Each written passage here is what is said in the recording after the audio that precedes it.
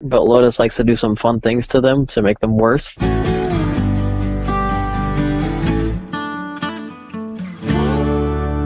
Boost, Booze, and Barbecue. Hello and welcome to Boost, Booze, and Barbecue. This is Andy, and today's episode I am happy to welcome Martin Sarukhanyan. He's from AR Auto Service. He's a racer and salesperson over there, and I am very glad to have him on the show. Martin, how are you doing? I'm doing well. How are you doing today? Doing fantastic, man. Really appreciate you calling in, and can't wait to get into the juicy stuff. Sure, I'm looking forward to it. So you are still with AR Auto Service, right? I am, yeah. I've been there about 5 years. It'll be 6 years sometime mid this summer. How has that been? That sounds like it's been a pretty wild ride. So yeah, it was interesting. I actually started working for Eddie, who owns AR Auto Service, kind of part-time, just helping out around the shop. I was actually going to school at the time for, believe it or not, law school. And yeah, but always been a car guy. I met Eddie at the track and, doing track days and things of that nature. So it was, it was an interesting fit, but I kind of learned what to do along the way. And then it was one of those things where your hobby and your passion kind of turns into a career. And I'm still there, and we're kind of moving onwards and upwards with the business too, and I'll tell you a little bit more about that as we go on through the conversation, but there's exciting things coming for AR Auto Service on the horizon. Ooh, very cool. Well, you guys are definitely not rinky-dink or small-time in any way.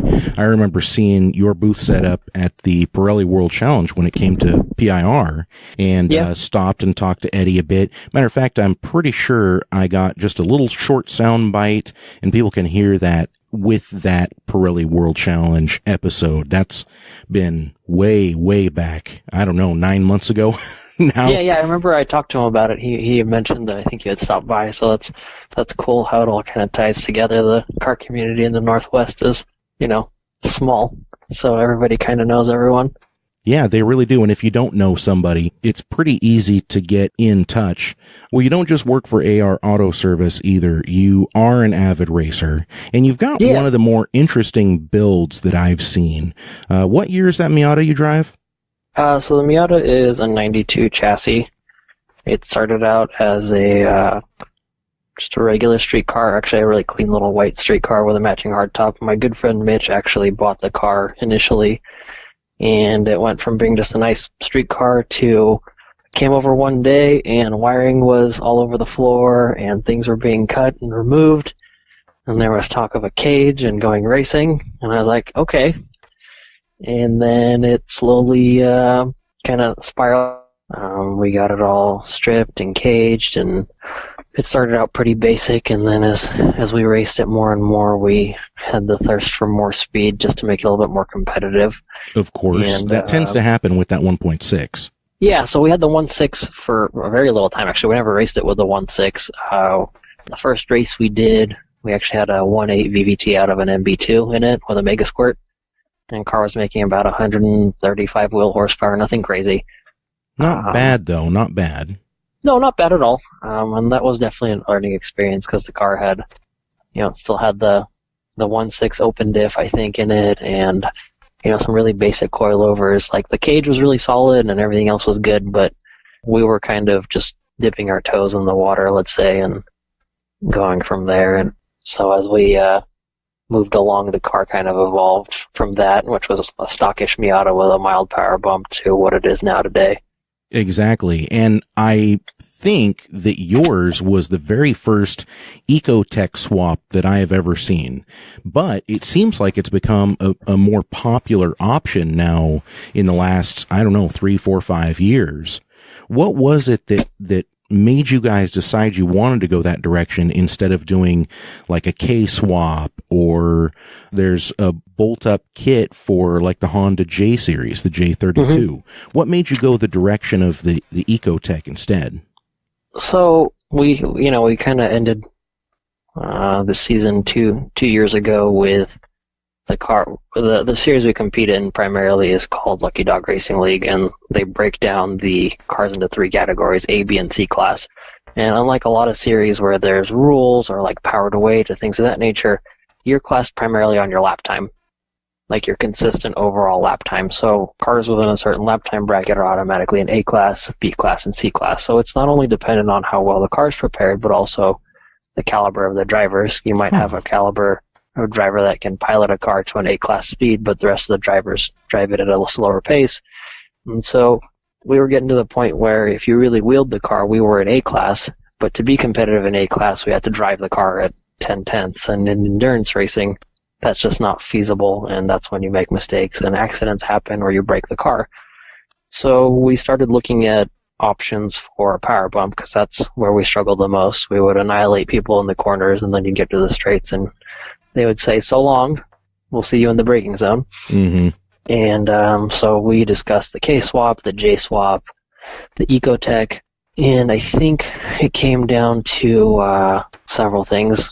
First, we wanted to keep the car relatively balanced in terms of not throwing too much power at it. The J, while, a stout motor that makes good power, was a little heavier than we wanted.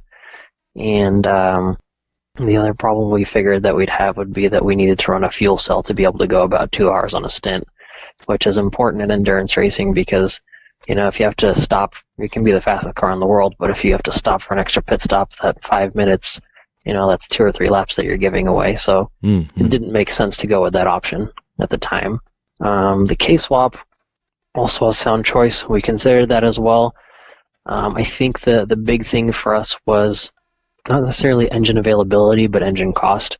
Like, you can find Honda K motors everywhere, but the ones that you want, the K20 and the K24 and like the TSX, they're a bit more expensive than, say, the $300 or $400 Ecotechs you can find in junkyards all across the country, because there are so many cars that GM made with that motor that, they're everywhere, and you can buy one cheap with low miles.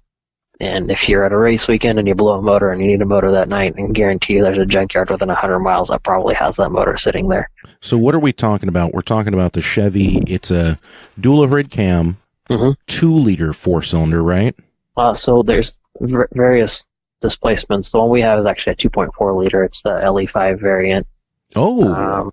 Yeah, so there's a 2 liter, a 2.2, and a 2.4. And they come in both port and direct injection. The later ones are direct injection, and you can do that swap as well. We decided to stick with port injection just for, simplicity.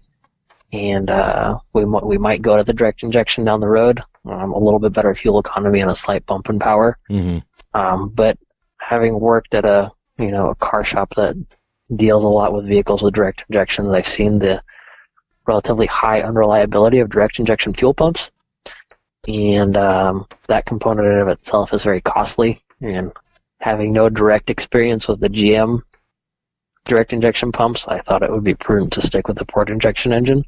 Yeah. It met our power goals, and honestly, even though it's a larger displacement than the Miata 1.8, it actually weighs a little bit less because it's all aluminum rather than iron block and steel head, or iron block and aluminum head, rather. And then that motor, that has the same dimensions and mounting points as the Cobalt, right? Yeah, so this motor's found in pretty much every 4-cylinder GM vehicle from like 2005 onwards in various forms. So you have anything from the Cobalt to like the little HHR retro wagon thing that they made. The Malibu 4-cylinders had it, all the Pontiac 4-cylinders. The Pontiac Solstice and the Saturn Sky convertibles both had variants of that motor. Well, that opens up the opportunity for you to have a factory supercharged or turbocharged engine even then. Yeah, and that's actually becoming more and more popular with some of the guys that are doing the swap that are focusing more on, say, time attack or track days where the car isn't, under stress for 8 to 10 hours at a time. Mm-hmm. Because obviously heat management is huge in endurance racing, and while factory-built turbocharged endurance cars like BMW builds are great, our budget doesn't quite allow for the level of hypercooling and clever ducting that they allow. Sure, that makes sense. Man, you're really making a case for that Ecotech swap, I'll be honest. It's pretty fantastic in every way. The only thing that might be seen as a downside, it's not particularly rev-happy. We have a red line set at 6,800 RPM, so it's a little bit lower than a stock Miata motor. But frankly, the torque plateau that it has is truly incredible. I mean, at about 1,500 or 2,000 RPMs, the torque kind of just gets to where it's going to be, which is about 180, 185 foot-pounds at the rear wheels. And it just kind of stays there until about 5,800 RPM, and then it starts to drop off. And so when we race, we actually try to shift at 6,000 RPMs because A, it saves the motor, and B, that's where all the power is, and so there's no point in revving the motor unless you need to stay in a gear for a certain corner or something of that nature. Are you guys sticking with the 5-speed, or would a 6-speed be more suited to that motor? So we're sticking with the 5-speed again just because the car does have so much torque. The slightly wider spacing of the 5-speed works well with it. If we had the 6-speed, I would want to change the rear-end ratio. Right now we've got a 4.1 limited slip. Probably end up going to like a 3.9 or even like a 3.6 to make it so that the first 5 gears of the 6-speed are like the 5-speed spacing. The only downside with the 5-speed, obviously, it is a little bit weaker than the 6-speed. To this day, though, we've only blown up one, and that was the original one that came with the car. And it saw 4 years of racing before it finally bit the dust. And was manufactured in 92. Yeah, I mean, it was ancient. I think it had over 130,000 miles on it when we started racing. And then we beat the crap out of it on track. And then, late last year, we actually participated in our first non-Lucky Dog event, which was the 8 Hours of the Cascades, which was an enduro that happens every year that Cascade Sports Car Club puts on. It's really cool because it's one of the last Le Mans-style starts in the world. You actually get to run to the car, hop in, and then go racing. So I've been dreaming about that since I found out about it when I was a kid. When we finally got to do it this year, I actually got my SCCA license along with one of my teammates, and we just two-manned it. And during the race, we lost the rear main seal 2 hours in. Oh, man. Dropped the trans, put a fresh one in, got back out there probably an hour and a half later. Actually ended up taking first in our class because everybody else broke worse than we did, shockingly. But hey, first in class is still first in class. And about an hour left to go, it started pouring rain, and Gregor, my teammate, who was driving with me, calls in and says, I have no gears except for fourth, and fourth gear is the direct drive gear on the Miata transmission. Mm-hmm. So clearly we had a pretty substantial failure. I was like, hey, can you keep driving it? He's like, sure. So we finished the race in fourth gear, and he was actually passing all sorts of cars classed much higher than us because it was raining. And whatever power deficiency we had was made up for by the fact that we had good traction. And we finished the race with one gear with a very, very gravelly sounding transmission, but it worked.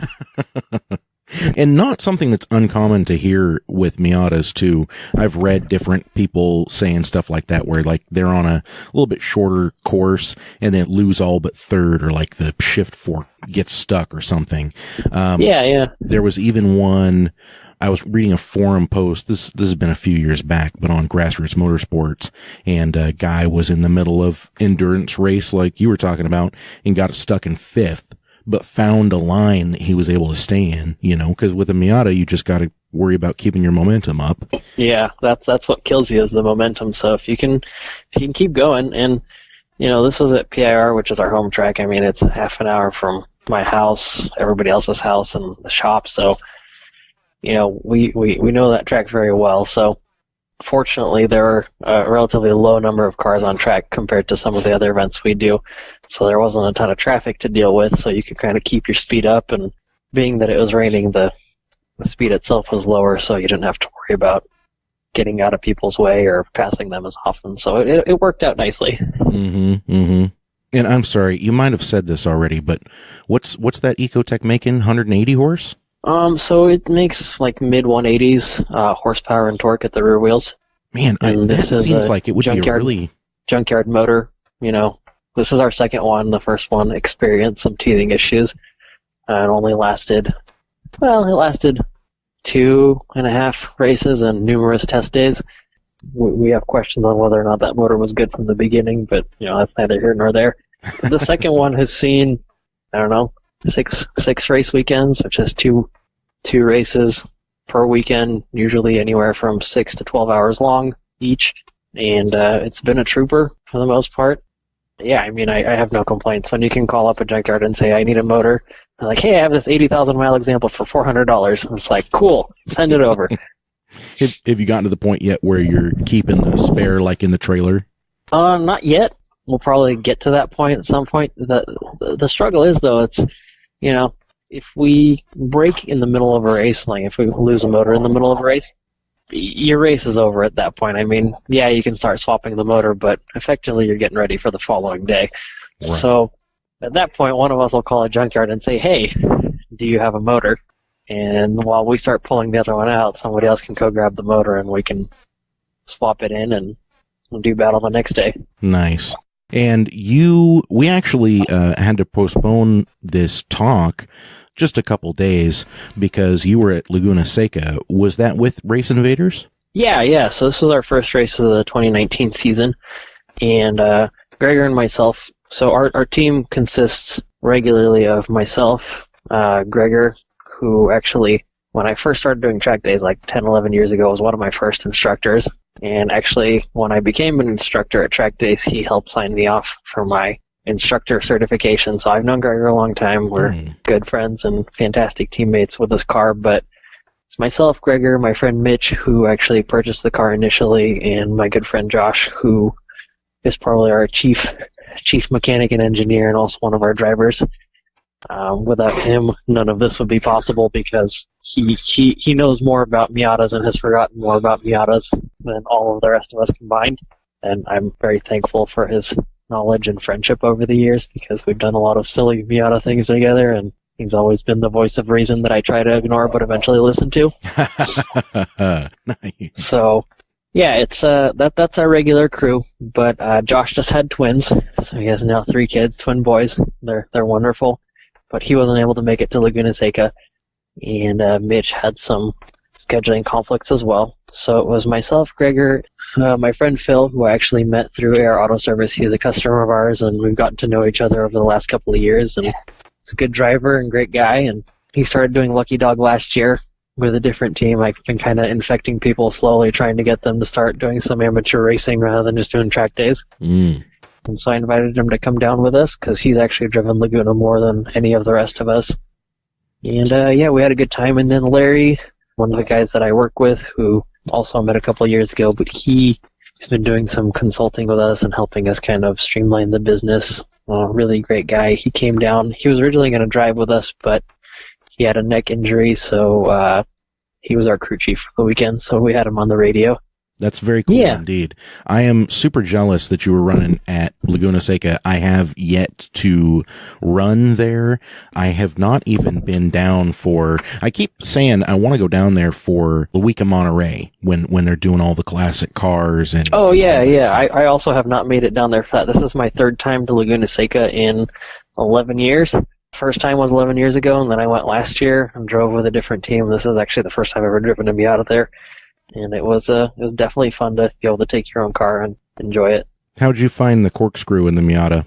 We obliterated people there, to put it lightly. I had a feeling it goes back to our whole talk about the momentum that you need to keep up in a Miata. That on the flip side is also momentum that you're able to keep up in the Miata. Exactly, yeah. I mean, with the lightweight, and then, we have some pretty terrific suspension on the car, as well as some aerodynamics that we've been perfecting over the last 3 years. It was quite nice to, not only that, but we're able to outbrake people into the corkscrew substantially, which is a huge help. You kind of sneak up on people when they least expect it. Oh yeah, because they're trying to go out and maximize the transition into that low dip, and if you don't have to move as far out, you can just kind of not exactly be off of the race line because you're choosing your own race line, but you're not on their race line. You're picking one that's right next to them because you don't have to brake as hard. The understeer is not going to be as big an issue. Oh no, it was phenomenal. I could come in. Most people line up on the right side and then turn in. I was coming in on the far left side of the corkscrew, braking basically right at the apex of the first corner, and then just dropping in, and it was flawless. It was no complaints with the corkscrew in that car. That is very cool, man. Very cool. And of course, we're talking about a lot of your racing, but one of the things that I really admire about you is you're kind of a jack of all trades at AR Auto Service.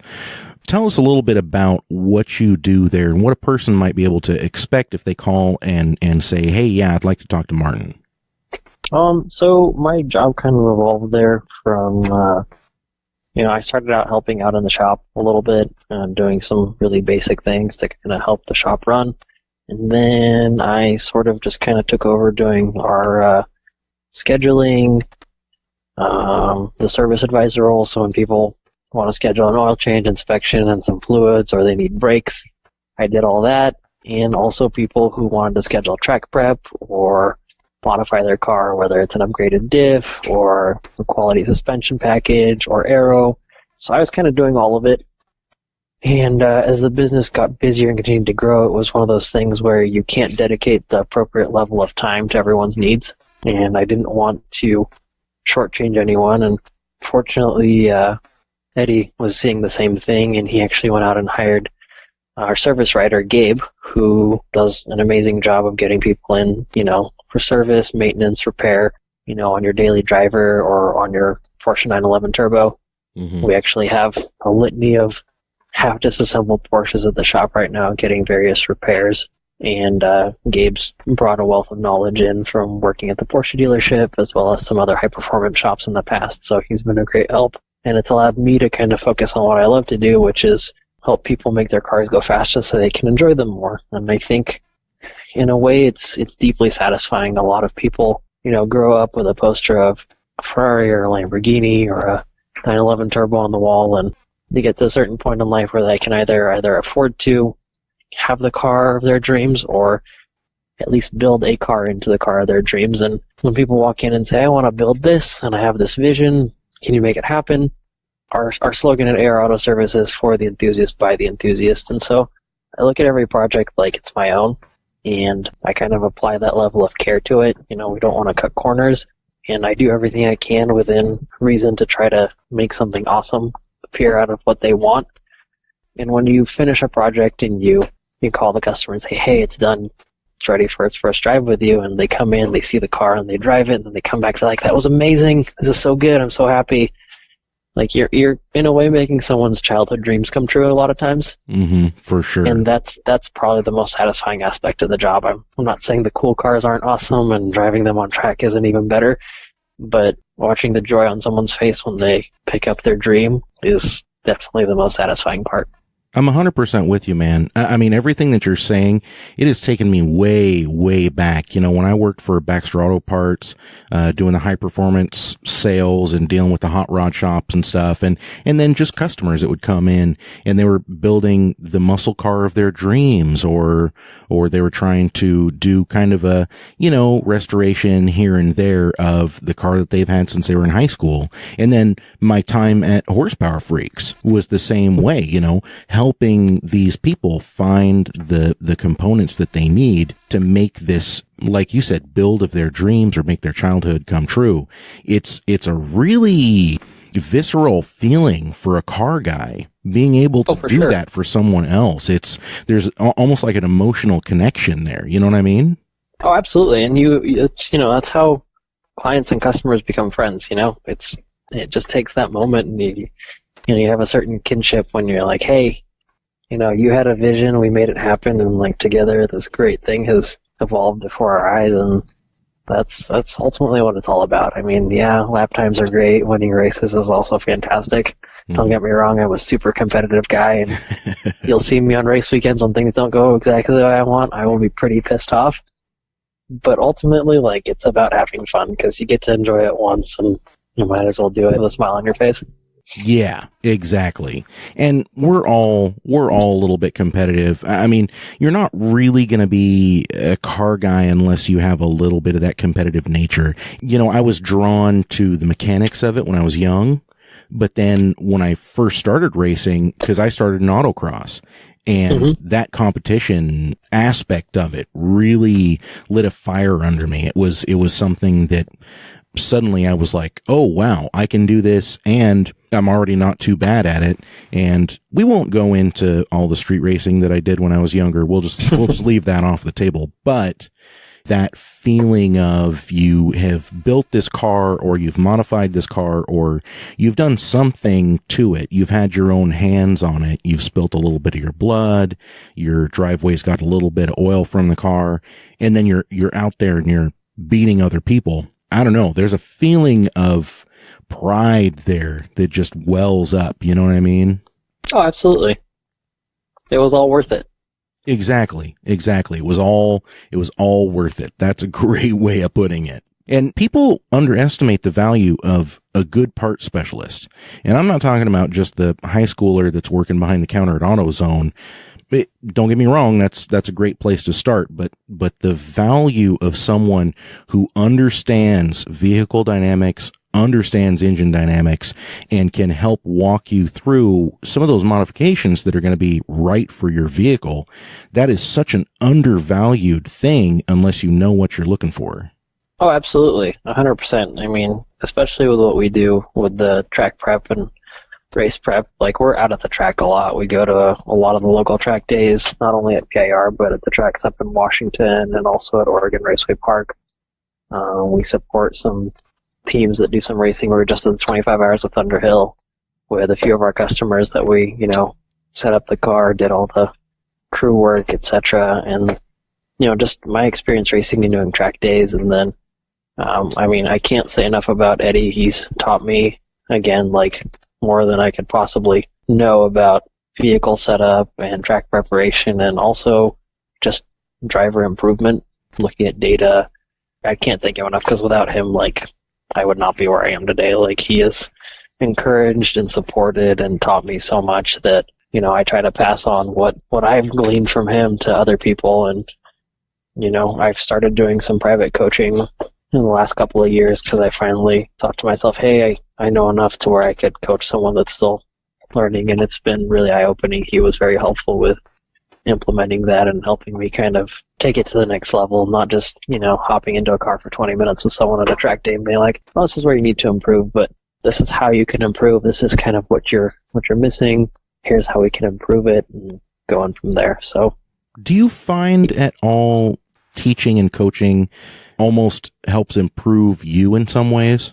Oh, definitely. I mean, it improves you as a person in many ways, because there are all sorts of people in the world, and finding a way to communicate with specific types of people can sometimes be challenging. Sometimes it's really, really easy. Sometimes you get a student where it just clicks and they're, it's almost like they're reading your mind as you're about to tell them something. Other times you have someone that's definitely more set in their ways and a little bit skeptical of what you're trying to convey to them, and it can be a little bit harder. But when you finally break through and they're like, aha, we have that aha moment. And that's the best part of instructing, is when the student has that aha moment and you look back and you're like, oh, well, we just improved massively once you kind of grasp that one concept, because you can't overwhelm someone with a million little things on track, because you're never going to improve all of them at once. You kind of have to focus on one piece at a time. So I'll work on a corner or two per session with someone until they're like, hey, they really got that corner nailed down. I feel confident that we can move to the next one. Yeah. And sort of that's kind of my MO. Can you think of, an experience coaching that has really stuck out in your mind, something that made you feel like, man, I'm really glad that I'm doing this? Let me think.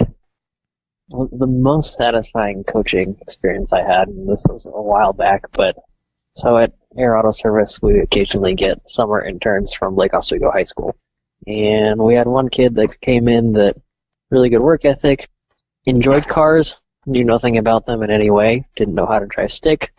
So we had a track day coming up that we were supporting at the Portland BMW Club. We do all of their tech sessions, so we've been doing it for years. And I was like, hey, why don't you come do this track day? We'll bring, I actually had my old Miata at the time. I was like, you can drive my Miata, I'll sit right seat, I'll coach you. And then there was the slight hurdle of he had never driven manual before.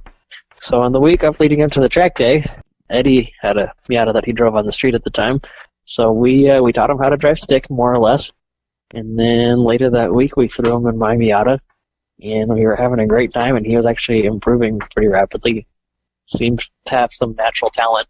But the hilarious experience of the weekend was we were going through turn 6 at PIR, which is a long sweeping left-hander, and for whatever reason, I don't know why, the passenger door that I was sitting next to just swung open all of a sudden.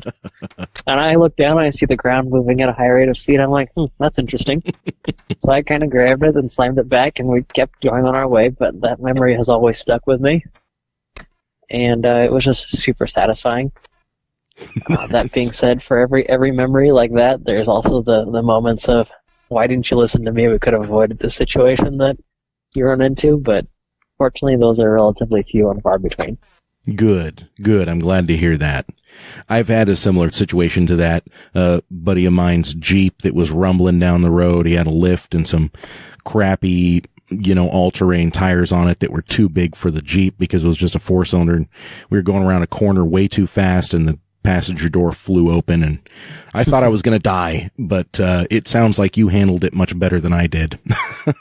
Well, you have one of two things to do. You can either be terrified and freak out, or kind of laugh and move on. And, we weren't going so fast that it was terrifying. It was just fast enough that, this could be unpleasant. So yanked the door back shut, and off we went. I don't suppose you've ever been in a car that you were like coaching somebody and they lost it on the last turn of PIR.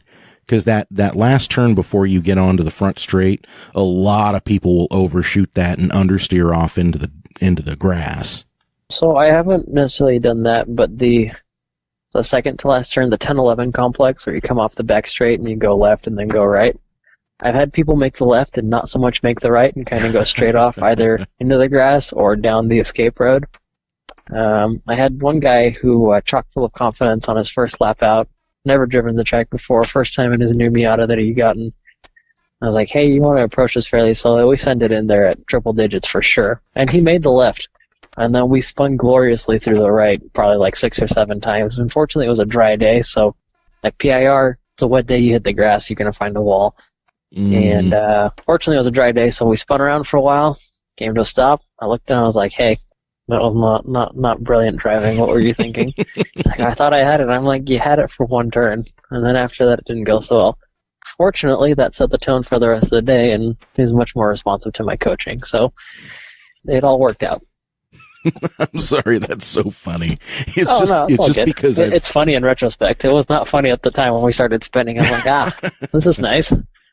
I've been on that track, and I've viewed races on that track so many times, and it happens constantly. I mean, going back to the Pirelli World Challenge, there were a couple of cars that just completely overcooked into that 10-11, and all kinds of hairiness was happening, and it always happens that way. It's the same way with the chicane.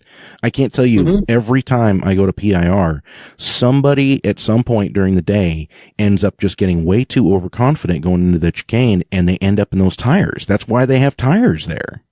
I have been in those tires, riding in the passenger seat of a student's car because there was too much confidence, and told him to slow down, and he didn't listen, and yeah, sure enough, we found that wall. Oh, that's rough, man. It was unfortunate. I was definitely sore for a while afterwards. Hey, speaking of, because you tend to do kind of a loop through the West Coast, I know that, but is there kind of something, if a person was looking to get on track, is there a little bit of like a Oregon, Washington series that they might be able to do, or at least be able to follow that portion of the series? Absolutely. So the series that we race with, like I said before, is Lucky Dog Racing League, put together by a fantastic group of people. Kathy runs it, and she does an amazing job, and it's really fun, again, because there aren't too many rules. I mean, the primary rules are 200 treadwear tires, car has to be 15 years old, you can't have more than 22 gallons of fuel. Hang on. 200 treadwear tires? Yeah, so we run around on, basically your ultra high-performance street tires, so you're talking your Hankook RS4s, Bridgestone RE71R. We're not running on, like, our compound, no Hoosiers, no BFG R1s, nothing like that. It's all just 200 treadwear street tires. It keeps the speeds a little bit lower, and it keeps the series a little bit more affordable, which is nice because, a set of Hoosiers for a weekend is $1,000. A set of street tires is less than half of that. Right. And they last longer, and it's more fun too because you can enjoy the limits of the car at a slightly lower speed. I'm And a so, little bit embarrassed, Martin. I didn't know that was a street tire series. oh, most of the amateur endurance racing series, so we're like World Racing League, American Endurance Racing, what else? Champ Car, Lucky Dog, Lemons, all of those are street tire cars. That's the big equalizer. Everyone's running around on 200 treadwear tires. How often do you find yourself buying tires during a season? Well, hang on. I'm sorry. I should have prefaced that because I don't actually know how many races are in the full series. Like if you were going to do the entire If you were going to do the entire series, so this year we branched out a little bit and they've added some races. We rarely do all of them just because of time constraints and with work and schedules, it's hard for everyone to get time off to go to California regularly because I would say the season is split pretty evenly between the Pacific Northwest and California. So the first race of the season is typically Laguna Seca, and that one always gets sold out right away because it's got it's Laguna Seca, of course. Everyone wants to drive there. And there's a fairly low car count. It's capped to 45 due to sound regulations and things of that nature. Nice. The next race that we typically do is the 24 Hours of Buttonwillow, which is coming up in February. I've run that race twice as a guest driver with other teams. I'll probably do it again this year. It's just, hard to get the whole crew together for a 24-hour race and tow the car down there and do all that. So it's fun because you meet so many people doing this and everybody is very friendly that you meet people that they'll invite you to guest drive with them every so often. And then after that, we've got the first race of the Pacific Northwest is in April at the Ridge Motorsports Park up in Shelton, Washington. That almost feels a little early in the season, even April. No, it's perfect. You get the chance of a beautiful spring day, or you get the chance of a beautiful spring monsoon. And especially with that section of Washington, that Olympic Peninsula area, the weather pattern there is very, let's say, bipolar. And you'll there'll be times where you have a monsoon on one end of the track and it'll be completely sunny on the other side. So what? It's tons of fun. Really, again, lets you work on your racecraft and kind of separates people that can really drive from those that, driving in the wet is not easy. That being said, once you learn how to do it properly, you can do a pretty good job. And then after that, the series shifts to Pacific Raceway, which is also up in Washington. New addition for this year is the Utah Motorsports Campus Race, which is huge. I think that's on Memorial Day weekend, I want to say. And I'm tentatively optimistic about going to that. I'm really not sure if we're going to do it because it is a long tow. And, again, schedules. Then in July, we have a race at PIR, which is a no-brainer for us because it's, again, right here in town. And then there's some races in California. I don't remember the exact order. And then we start winding down the season, usually with a race out at Oregon Raceway Park, a second PIR race, which is always right around Halloween. After that, I believe this year, again, the championship race is going to be at Thunderhill, and they're going to run the 5-mile track again. And the way it works is to qualify for the championship race, anybody can go to it, but to qualify to possibly win the championship, you have to have a certain number of podium finishes in your class over the course of the year. So you don't have to go to every race if you do well at a certain number of races. And we've qualified for the championship every year. And it's not always been at Thunderhill. 2 years ago it was at Portland, but the car wasn't quite as competitive as it is now because we didn't have the Ecotec in it yet. And so we ended up finishing, 6th in our class. I was a little disappointed, but, given the scenario, it was, pretty good. Well, how many cars, though? We had, there's probably like 25, 30 cars in the class. I think we had like 70 cars on track altogether. Man, I call 6th place pretty darn good. Yeah, it was good, but again, this is where my fiercely competitive nature comes out, and I get immensely frustrated and like, why did we do all of this? We didn't even podium.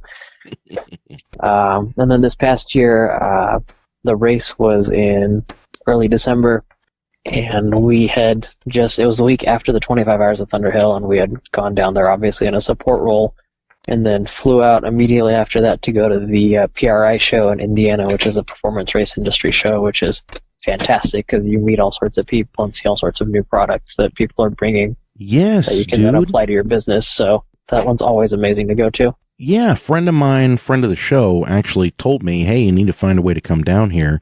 I was not able to do it, but Mike Jokum, he is one of the hosts of the most popular IndyCar podcast out there.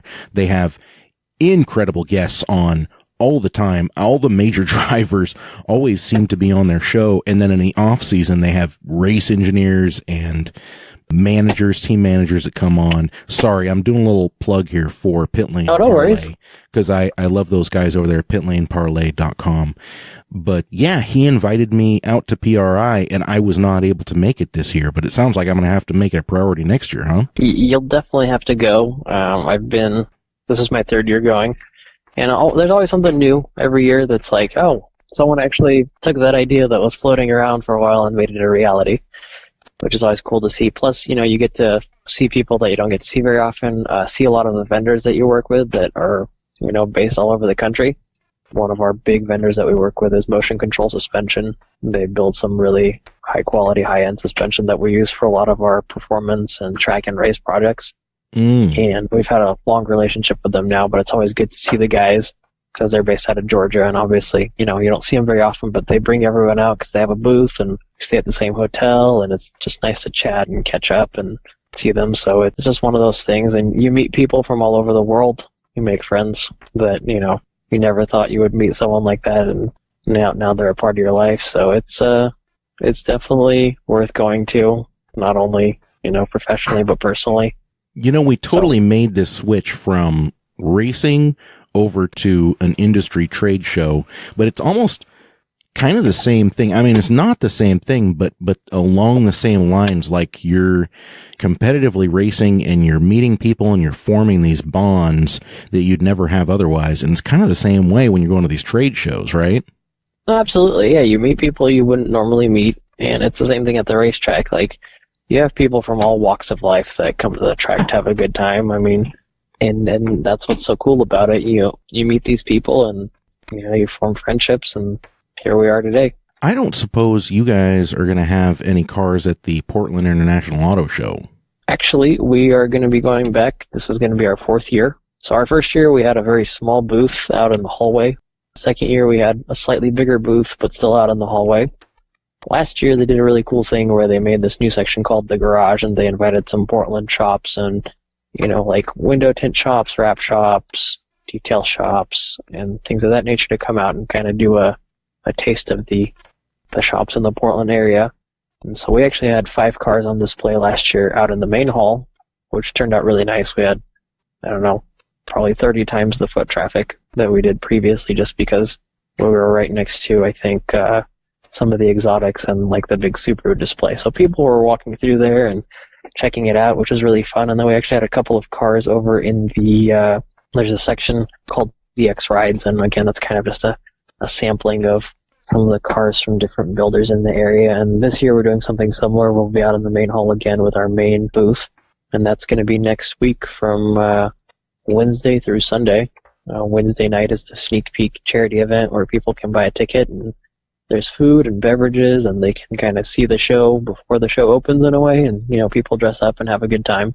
Mm-hmm. And then Thursday through Sunday we'll be there at our booth, saying hi to people, explaining what we do, kind of showing some of the cars that we've built, and it'll be good. I love that, man. We're going to be there on Saturday. It's going to be Coy and I, and we don't have media passes yet. I'm just going to assume that we were denied, but that's okay. We'll be walking around with the cameras out, and cool. I'll probably have some recording stuff with us, and we're going to be walking around talking to some folks, and I definitely have to make sure that I come by and hit up AR Auto Service. I'm pretty sure I have seen your guys' booth before, and you always bring a bunch of cool cars. Can you kind of talk about what you guys are bringing? Do you know yet? Sure. Yeah, absolutely. So this year we're going to have 991 GT3 RS street car that one of our clients has that's slightly modified for some track use. We're also going to have a Morgan three-wheeler. I don't know if you're familiar with those at all, but we have become the official Morgan three-wheeler service center / warranty repair shop on the West Coast. Come on, dude. Are you Because, seriously going to tell me I don't know if you know what that is? Of course I know Morgan's. Come on, well, now, son. you'd be surprised how many people I've talked to in the car industry that are like, "What's a Morgan?" So that's the only reason I bring it up. And of course, so you we're can gonna have blow one their of those minds when you tell them that it's got a wooden frame. You can just blow their minds. Oh yeah, or when it has a S&S V-twin sitting in the front connected to a third-gen Miata gearbox. Haha, yes. With some wizardry in between that's wonderful and horribly unreliable at the same time. It's quintessentially British in so many ways. But we're going to have one of those there that we've done a lot of work on, done some repair and also some aftermarket upgrades on. You know what I just realized, Martin? Yeah. The British like their sports cars like they like their weather. Unpredictable. Yeah, it sounds about right. Mm-hmm. Yeah, we see a lot of British sports cars. We do a lot of Lotus work as well, both for track use and street use. We have 3 of them at the shop right now, 2 Elises and an old Esprit actually getting some work. So we see all sorts of fun British novelty items.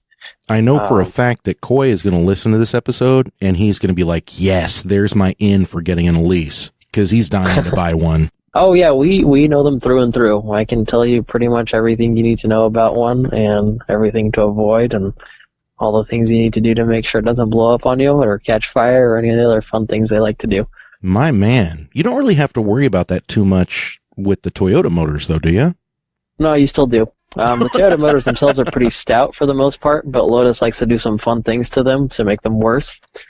Like having their own ECUs and having the valve lash set too tight from the factory so they wipe the camshafts out unless you change that.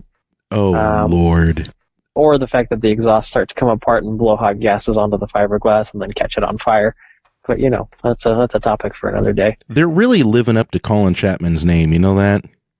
They really are. I mean, they're phenomenal cars to drive on track. I mean, not the greatest street cars in the world, but like as a track car, the Lotus is phenomenal. Like, I have nothing but good things to say about it. Oh, for sure. Yeah, because I mean, they're just, I don't know, there's something about having a Lotus and driving a Lotus, and especially the Elise. They're just, it's that next generation. I always wanted a Lotus Esprit twin turbo because, again, that's on the poster that I had hanging on the wall, right? Mm-hmm. But I know that that's an unrealistic thing for me to want because it would spend more time in my shop than it would on the road. But that's perfect.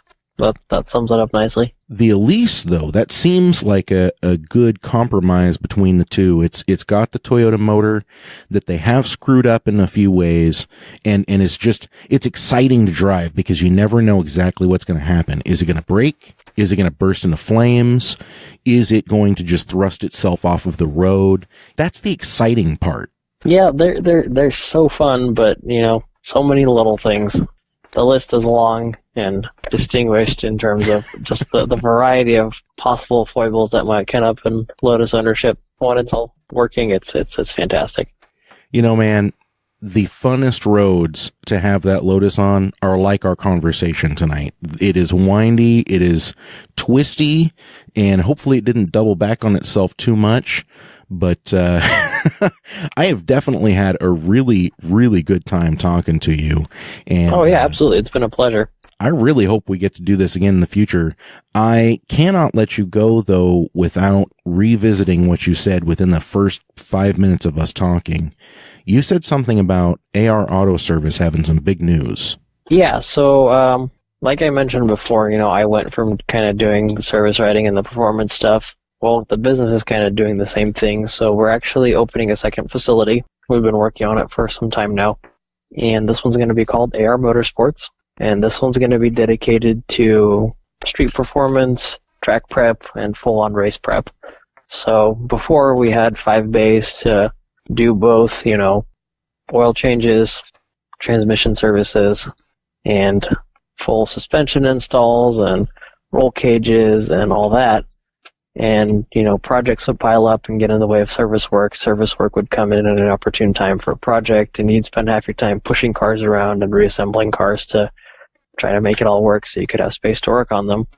Now, with the second building dedicated just to the performance and motorsport aspect of it, it's going to help our efficiency immensely, and it'll also allow us to just have two separate entities that are still connected, but doing different things so that we can push cars to not only, the building that suits it, but also to the technician strengths that suit it.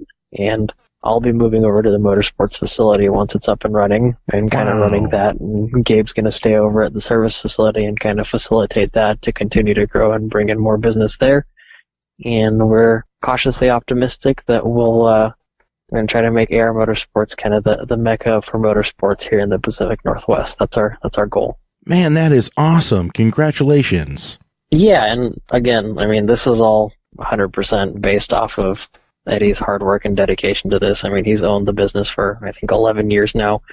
And I mean, he's put everything on the line multiple times to make it successful. And he's done an amazing job and built just an incredible base of clients and friends throughout the years with his attitude and his work ethic. And it's just a testament to him that the business has grown the way it has. And I hope that we can make him proud and continue to do so for many years to come.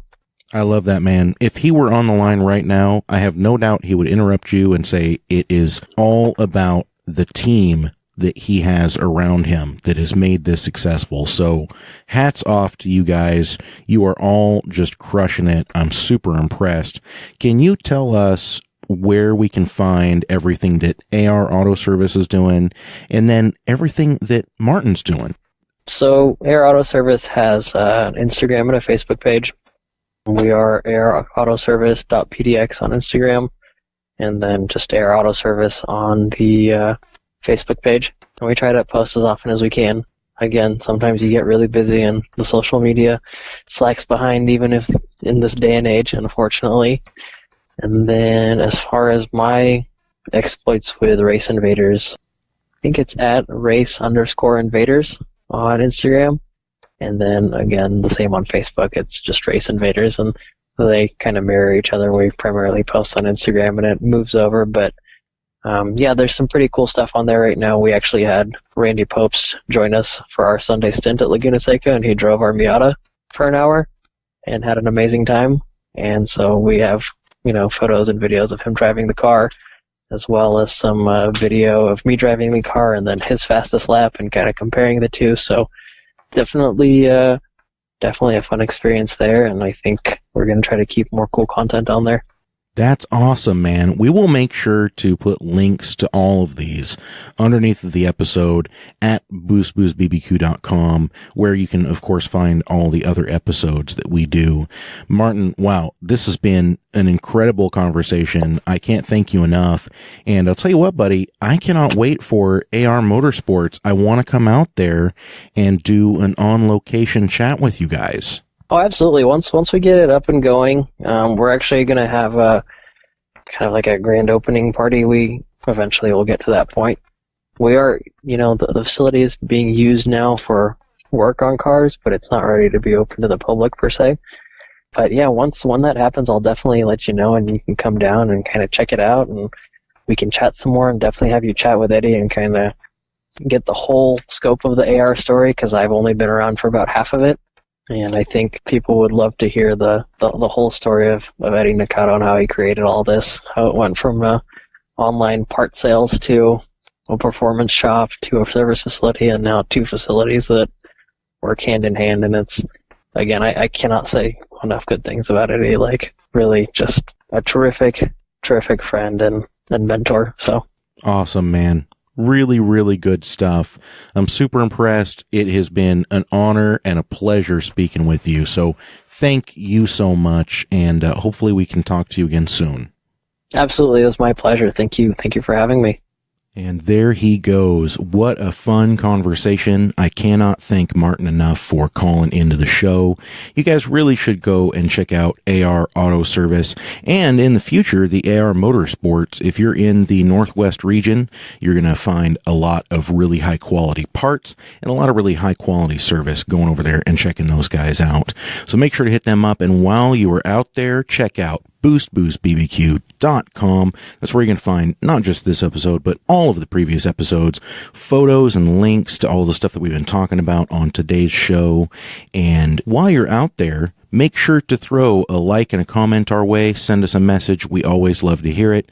Let us know how we're doing. Let us know what you think about the content. So once again, thank you so much for tuning in. Thanks for telling a friend. For Martin, this is Andy, and we will see you next time.